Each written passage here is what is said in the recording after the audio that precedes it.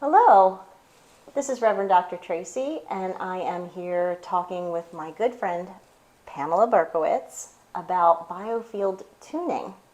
So this might be a new type of modality for some of you, and I was really excited. Pam gave me a treatment a couple months ago, maybe. I really loved it, and so I said we have to do this. We have to show everybody what this is all about.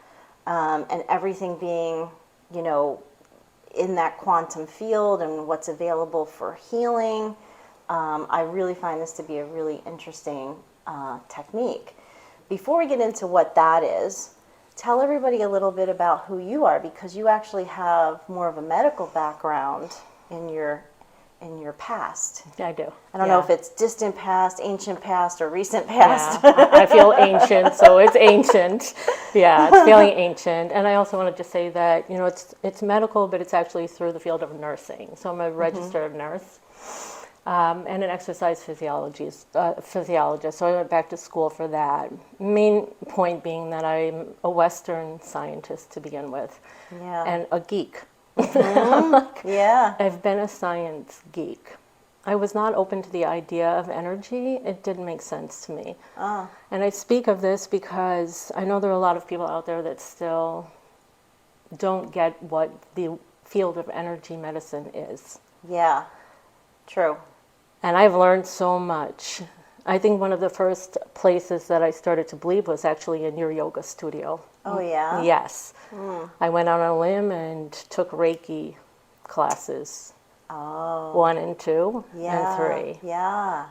And when it came to the distance healing course, I was blown away by what happened. Gotcha. So I was sold. Yeah. And then it became a process of going deeper and deeper and finding many different ways to help me to trust and believe in something that is a power greater than I ever thought existed. Yeah.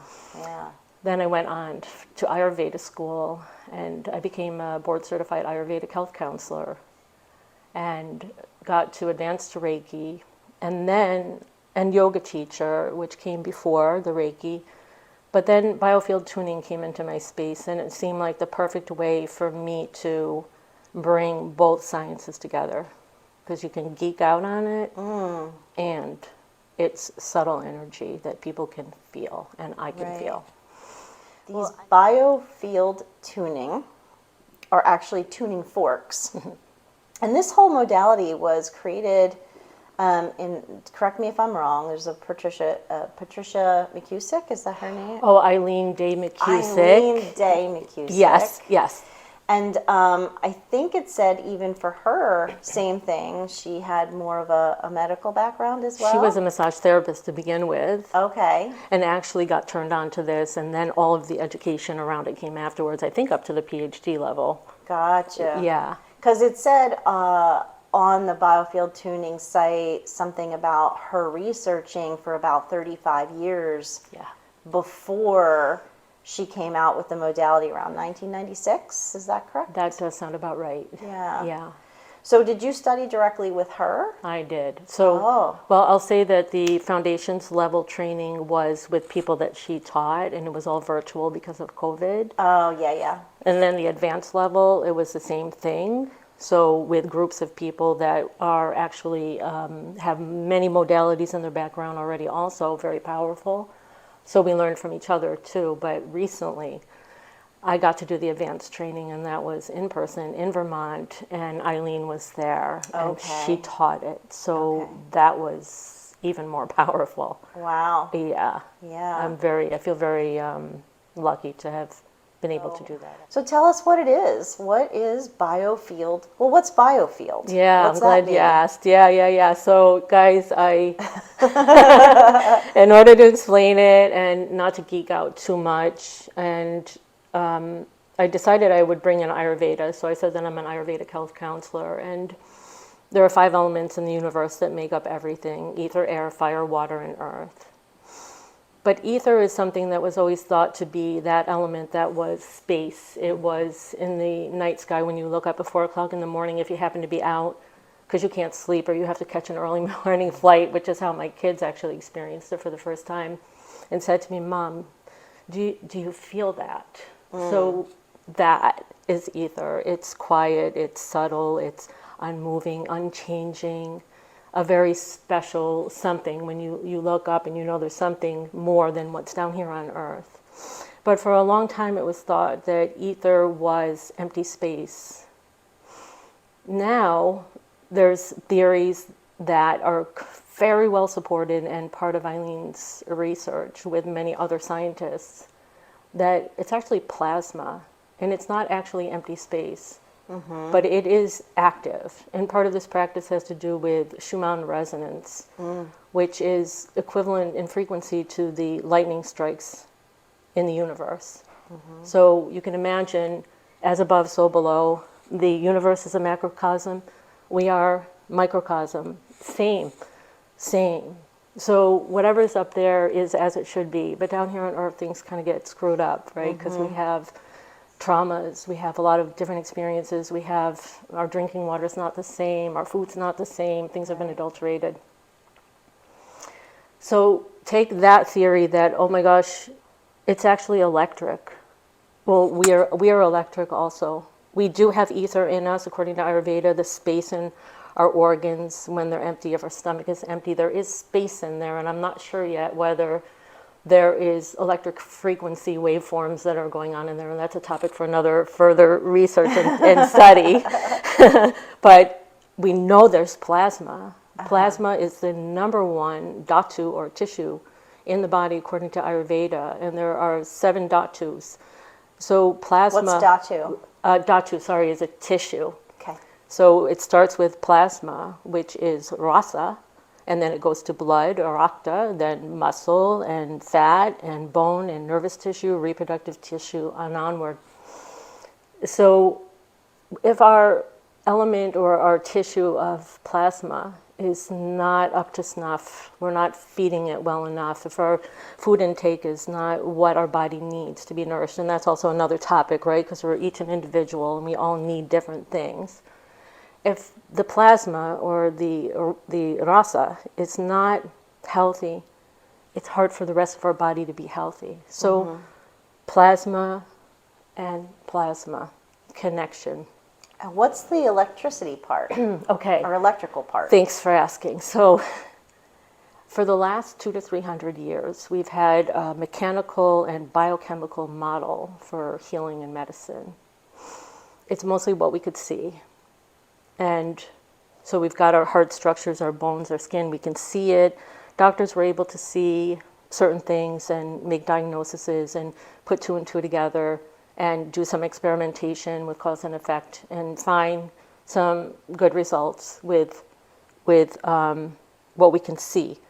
And the biochemical part is the part that led to the pharmaceutical industry, that we're going to treat our bodies as if it's chemical. So if we put certain chemicals in, we can help balance out what's going on.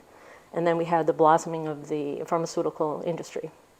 Then we had energy medicine starting to step forward because people were getting sick in ways that modern medicine wasn't able to heal. It's a very complicated world now with illness. So especially with all the autoimmune diseases and things based on inflammation, which is all of them, I think. Yeah. So the electrical model comes in this way. If we view the world is electrical and everything is electrical and everything is energy and everything is a waveform. Nothing is solid, actually. So these are the kind of things that's a little hard to talk about because some people will say, what do you mean?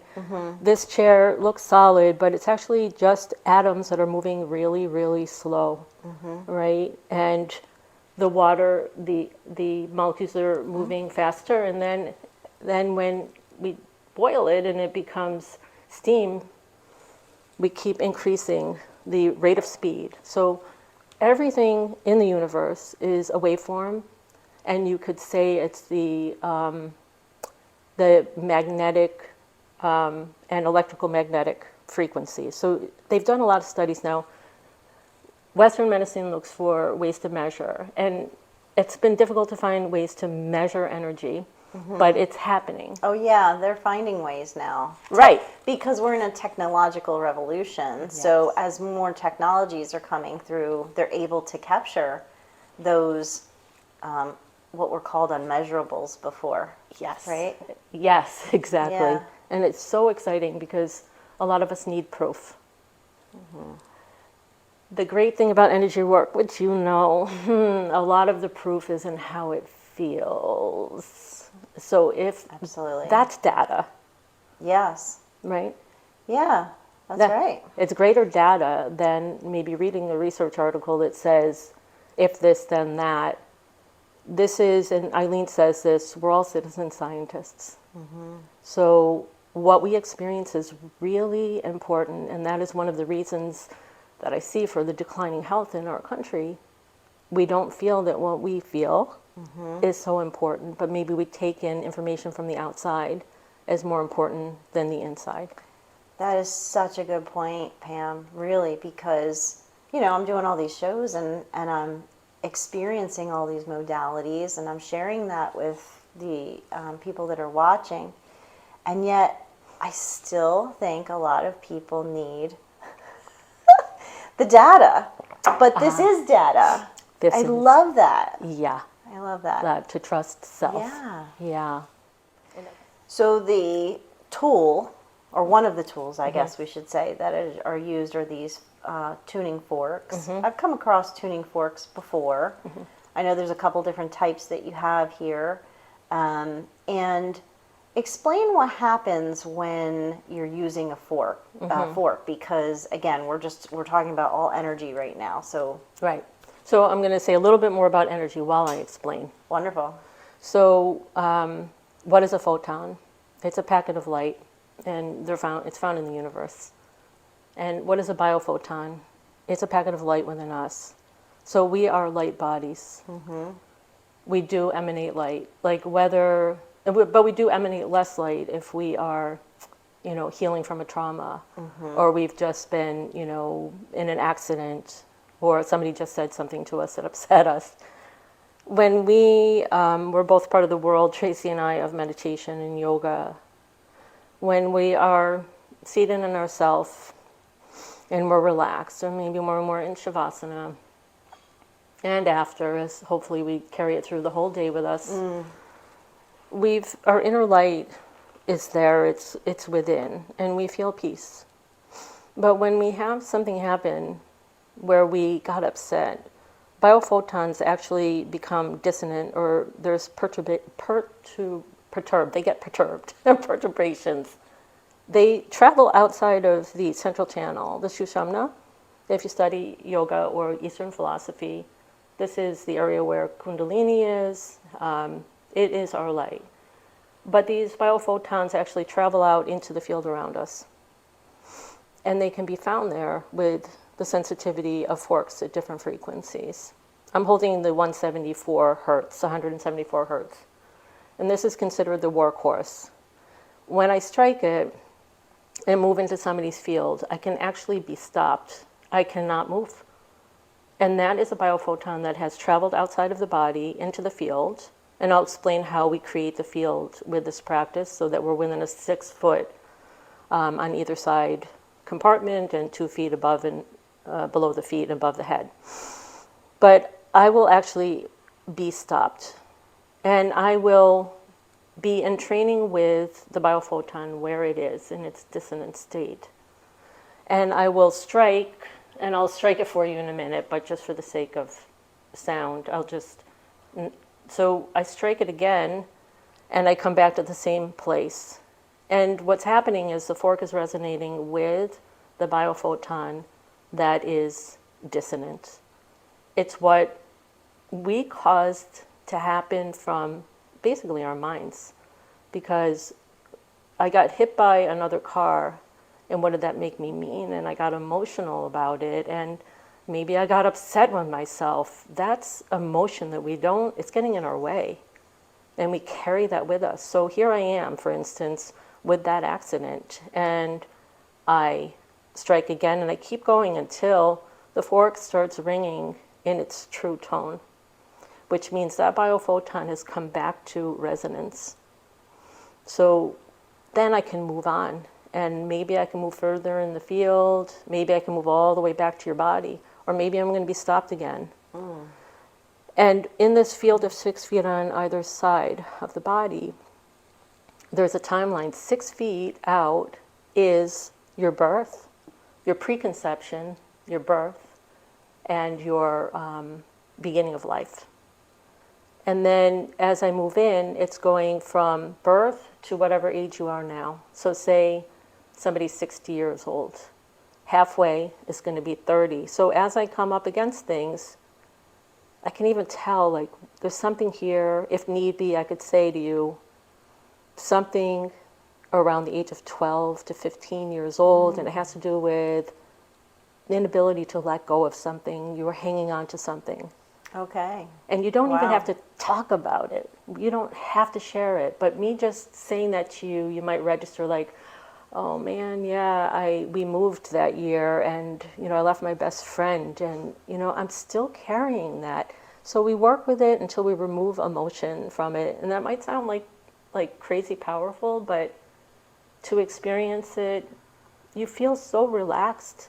After the number one thing that people say after a session is, I feel so relaxed and grounded, because these things are being taken out, and you just keep moving in until you get back to the field, and there's a way to integrate that into the body. The sensitivity, I'm still talking about the sensitivity part. It's by how the fork feels the vibration.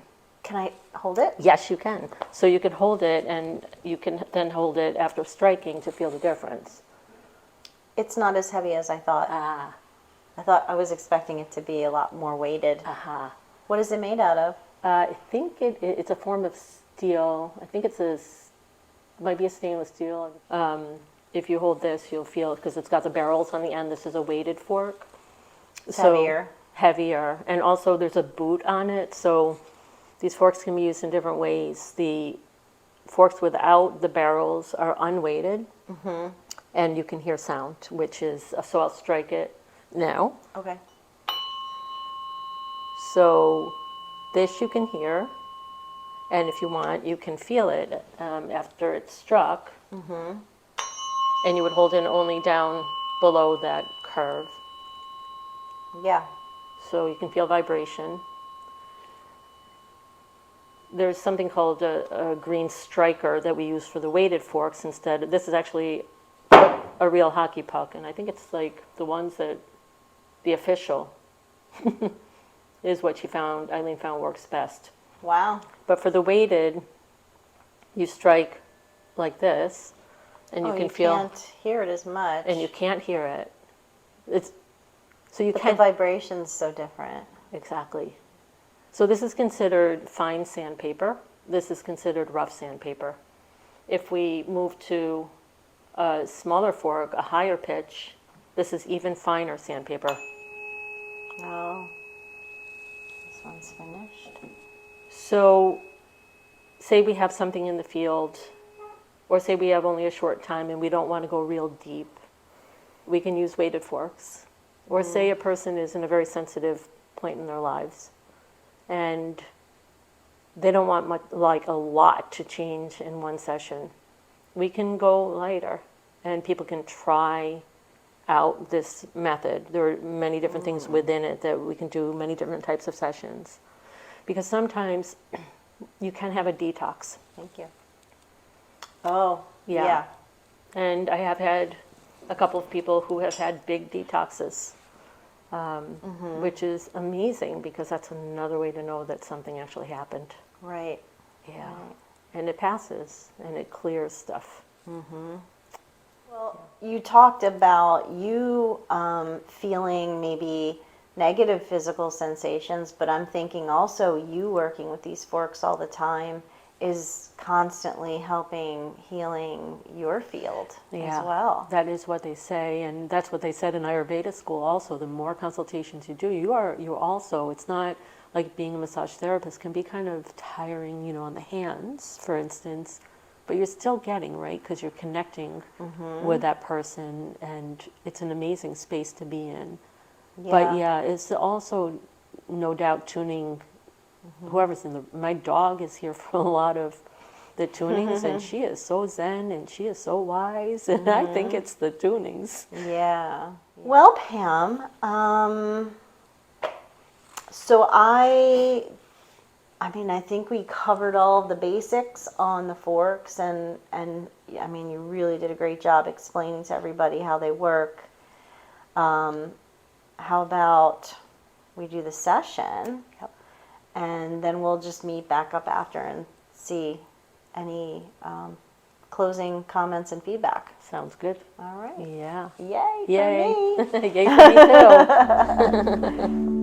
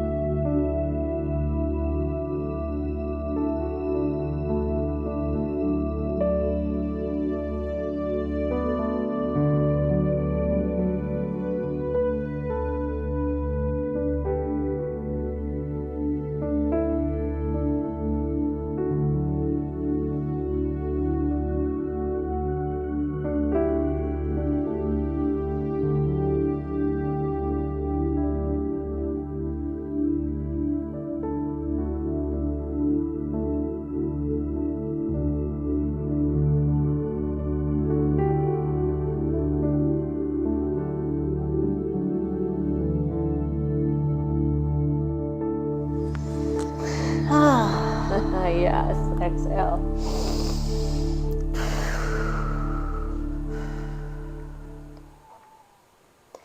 So you were telling me to exhale like,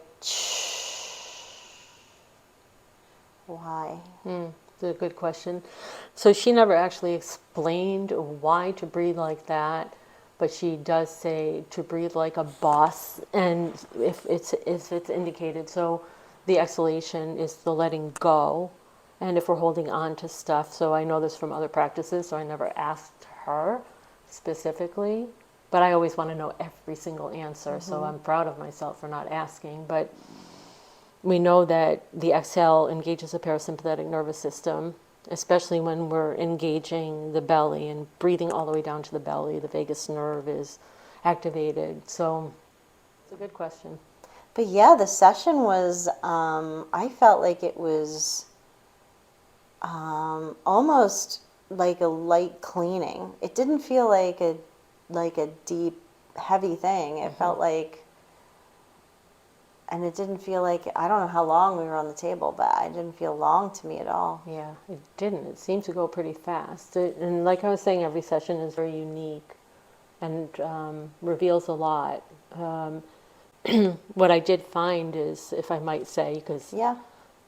you know, a lot of times when I'm in the central channel at the Earth Star, I will get stuck someplace, and I'll just stay with it until that clears. And I mentioned to you when you were on the table that I felt something in my body around the second chakra, and then it said, okay, I'm finished. And then it went to the third chakra, and then the fourth chakra, and it was just saying, yep, got it, yep, got it, yep, got it. And I kind of related that to, well, you're doing the work, and you're highly conscious. And so you weren't as stuck, but maybe it was just like calling attention there. Yeah.